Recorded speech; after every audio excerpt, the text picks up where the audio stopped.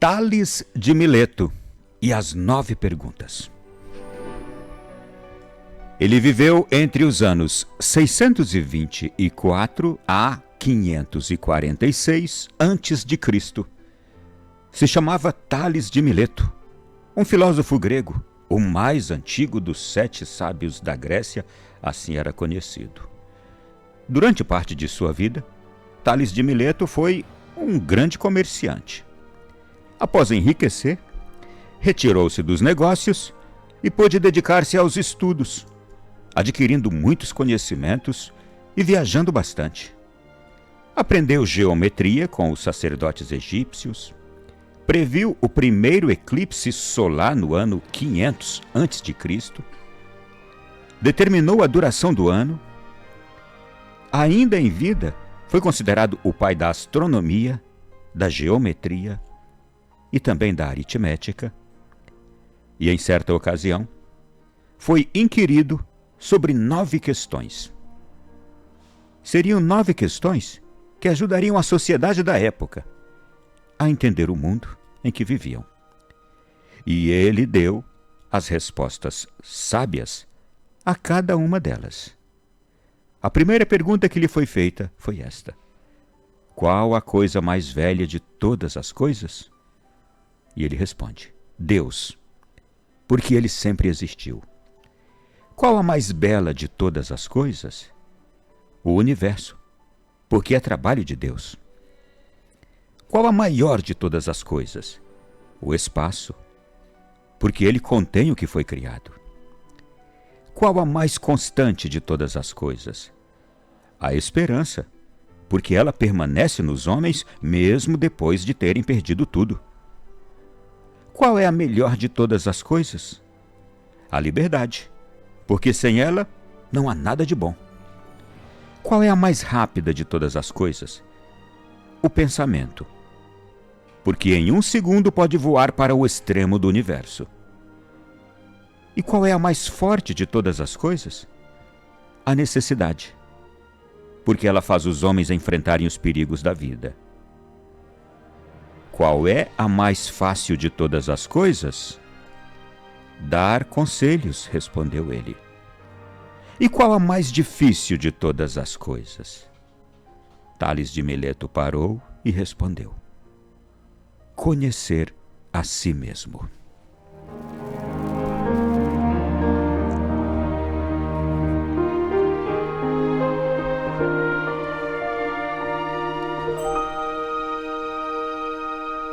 Meu irmão e minha irmã, Tales de Mileto hoje nos faz refletir muito.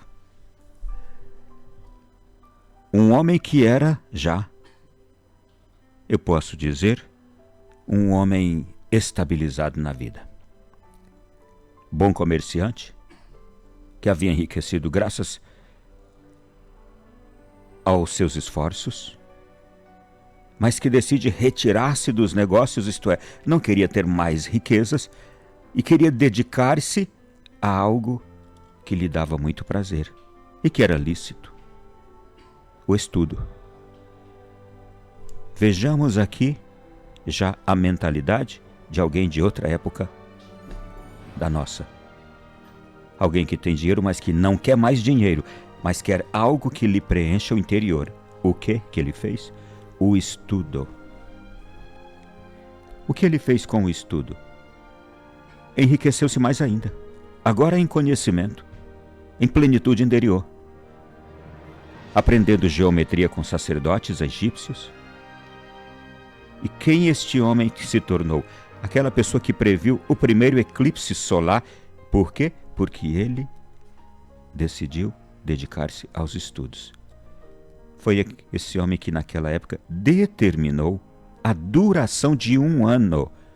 Isso antes do calendário que nós temos hoje. 500 anos antes de Cristo. Passou a ser considerado o pai da astronomia, da geometria, da aritmética, por ter se dedicado a algo que lhe preencheria, mas ao mesmo tempo. Com isto, ele passou a servir melhor ainda a sua sociedade, ao mundo de seu tempo. Ele não pensou em si somente. E foi assim que esse homem se tornou sábio. Foi assim que esse homem foi submetido. Ele era tão admirável, Tales de Mileto, que o submeteram a perguntas dificílimas. Você ouviu aqui as 9 questões às quais Tales de Mileto foi submetido. As 2 primeiras ele responde com Deus. Qual a coisa mais velha de todas as coisas? Deus, porque existiu sempre. Qual a mais bela? O universo, porque é trabalho de Deus. Deus só faz coisas belas. Deus sempre existiu. A maior de todas as coisas, aquilo que foi criado por Deus, o espaço. As 3 primeiras respostas têm ligação direta com Deus. Ele sempre existiu. O universo é a coisa mais bela criada por Ele.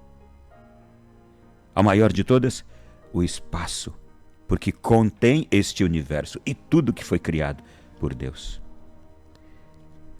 Mas aí ele traz agora uma das virtudes teologais na 4ª resposta. Qual a mais constante de todas as coisas, isto é, aquela que estará sempre presente na nossa vida, a mais constante? Não é a fé e nem é a caridade. É a esperança. E ele justifica. Porque ela permanece mesmo os homens perdendo tudo. Quando a gente perde tudo, ainda nos resta a esperança. Nós podemos constatar isso, nós mesmos, você mesma, viúva, por exemplo, ou mãe que perdeu um filho, viúvo,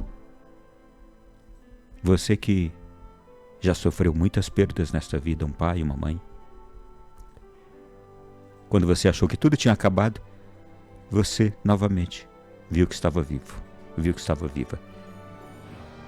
A esperança estava aí. Ela é permanente, ela permanece.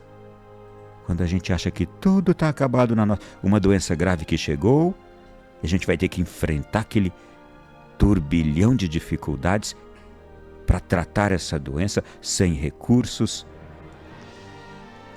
com poucas possibilidades, sem ajuda do Estado. A gente vai correr atrás das coisas. Por que a gente corre atrás? Esperança, mesmo sem forças, mesmo desanimados, decepcionados, frustrados com a vida, com as pessoas, com a família, com tantas coisas, mas a gente continua correndo atrás. Por quê? A esperança. Eu espero resolver isto. Eu espero me curar. Eu espero voltar a ter paz. Gente, as 5 primeiras questões, todas elas estão ligadas diretamente a Deus, nas respostas deste homem sábio. Sabe o que me lembra? Ou que me lembram essas respostas de Tales de Mileto? Elas me lembram o último, talvez, dos 5 bons imperadores que o mundo viu. Marco Aurélio. Disse dele de que foi o último dos 5 bons imperadores, e ele é lembrado como um governante bem-sucedido, inteligente, culto, que também ele se dedicou a quê? À filosofia, e especialmente à corrente filosófica do estoicismo, escrevendo uma obra que até hoje é lida por nós, dos nossos tempos, Meditações. É provável que agora haja alguém que está me escutando que já leu Meditações de Marco Aurélio. E Marco Aurélio também deu uma resposta, ou tem uma frase, que nos lembra Tales de Mileto. Ele disse que o melhor ser humano é aquele que é exigente consigo mesmo. Qual foi a última resposta de Tales de Mileto? Qual a mais difícil de todas as coisas? Conhecer a si mesmo. O que Marco Aurélio diz? O melhor ser humano é aquele que é exigente consigo mesmo. Gente, o cristianismo é uma escola de vida para nós. O cristianismo nos ensina a sermos exigentes conosco mesmo o tempo inteiro. Padre Jonas, numa época, pregou bastante sobre isto, e ele deixou uma frase que está cravada em nossos corações e em nossa memória. Talvez você agora se recorde também. Padre Jonas pregando, dizia: comigo, máxima exigência. Com o outro, máxima misericórdia. Você se lembra disso? Comigo, máxima exigência. Com o outro, máxima misericórdia. E o imperador Marco Aurélio diz isso. O melhor ser humano, o melhor, é aquele que é exigente consigo mesmo. Eu preciso aqui, gente, detalhar. Eu não posso ser molenga. Eu não posso me dar permissões. Eu não posso ser frouxo comigo mesmo. Uma das piores coisas que pode acontecer com a gente é a gente relaxar, se conformar com aquilo que está errado, com aquilo que está em desacordo dentro de nós e se entregar. Aqui também vale, talvez, a quinta resposta de Tales de Mileto: constância. Constância. Permanecermos sempre exigindo de nós mesmos o máximo. Isto é, exigir uma vida reta, exigir uma vida santa, lutar comigo mesmo para ter uma vida santa, para ter uma vida reta, honesta. Ok, se eu não quero ir por essa vibe espiritual, religiosa, ok, lutar comigo mesmo para ser uma pessoa honesta, uma pessoa correta, uma pessoa reta, leal. Tá bem assim? Você não quer falar em termos religiosos? Tá bem, eu falo com você em termos humanos, sociológicos. E Marco Aurélio ainda dizia: o homem comum é exigente com os outros, mas o homem superior é exigente consigo mesmo. Quem nós queremos ser? Uma pessoa comum, como qualquer outra? Ou nós queremos ser alguém superior, mas não para nos vangloriar, mas a gente quer ser um superior para quê? Para nos destacarmos e, nos destacando, podermos oferecer mais a este mundo, às pessoas. Sermos causa, sermos influência boa para as pessoas e para este mundo. Quem foi que tornou o mundo melhor? Aqueles homens que não foram iguais a todos os outros, mas aqueles que foram superiores. Superior em dedicação, superior em exigência consigo mesmo, superiores em sacrifícios, em esforços. Nós podemos lembrar de tantas pessoas que se destacaram e que por isso nós as admiramos. Quem são as pessoas que nós mais admiramos? Aquelas que se destacaram, isto é, elas foram superiores aos comuns dos homens. Meu irmão e minha irmã, não nos contentemos em ser como o comum dos homens, mas sejamos sempre insatisfeitos e queiramos ser destacáveis, não por vaidade, mas por vontade de, assim sendo, contagiar a outros. Os santos são pessoas destacáveis. Pode observar. Os inventores, os gênios, os bons pais, as boas mães, os bons homens foram esses que não quiseram ser como os comuns dos homens. Os bons professores não aceitaram ser como o comum dos professores. E não tem nada de errado nisso, em querer ser o melhor naquilo que se faz. Eu vou ser o melhor marido. Olha aí, que coisa boa. Você vai contagiar outros maridos, você vai puxar outros maridos que estão lá atrás ainda, engatinhando. As melhores esposas.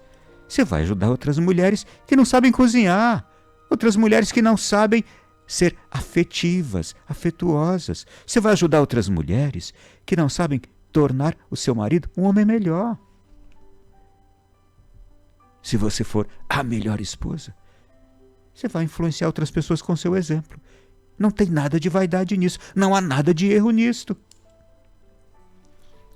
Eu volto aqui a esses grandes personagens. O melhor ser humano é aquele que é exigente consigo mesmo, dizia Marco Aurélio, que completava: o homem comum é exigente com os outros. O que o homem comum é? Ele fica só cobrando dos outros, falando dos outros. Ele fala dos outros, exige dos outros, enquanto que o homem superior é exigente consigo mesmo. Que grande diferença! E é assim que a gente hoje recorda Tales de Mileto, que se tornou também este homem exemplar, exatamente porque ele não queria apenas o seu bem-estar e não pensou somente no seu bel prazer. Tornou-se rico, sim, grande comerciante, e largou tudo isso. Quis aprofundar-se no conhecimento, no estudo, e o estudo o conduziu a se tornar um grande servidor da sociedade do seu tempo e um homem sábio. E ele estudou coisas boas, ele estudou filosofia. Depois enveredou por outros ramos, astronomia, geometria, aritmética e, claro, tudo isto aliado, certamente com os valores da época. Este homem tornou-se um grande sábio. E o outro segundo que mencionei, Marco Aurélio, que estudou exatamente um ramo da filosofia dos mais belos e edificantes, o estoicismo. A corrente do estoicismo, que tem a vertente da fé cristã. Portanto, meu irmão e minha irmã, não ao comum dos homens, e sim àqueles que são exigentes consigo mesmos para serem melhores e assim melhor viver e melhor servir.